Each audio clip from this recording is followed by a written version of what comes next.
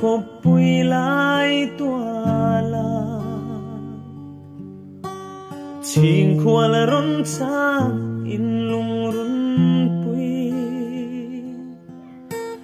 kara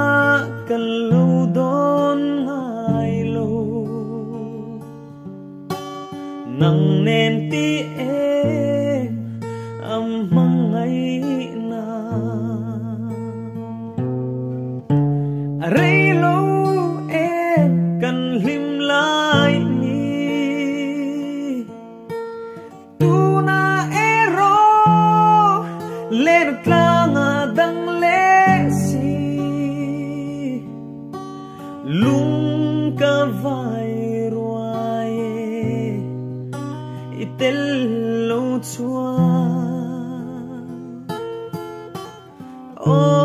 tlei tir len mo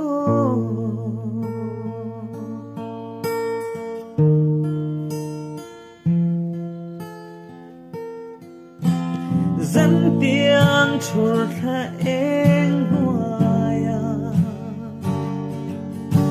cả đồn vong vong chi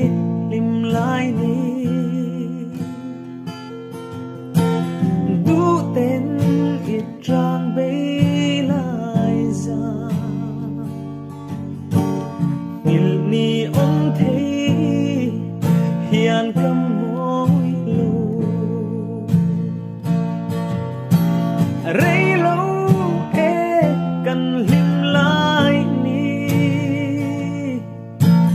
tu na ero len klanga dang le si lung ka vai ruae itel lo chua o tlei tir len mo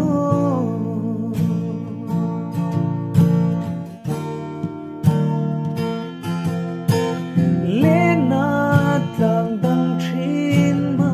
se min ngil big lo se lurun nang nen bia thu kan lan zong vong dun se lang o kum tua ngin rei lo e kan lim lai ni tu na ero len klanga dang le si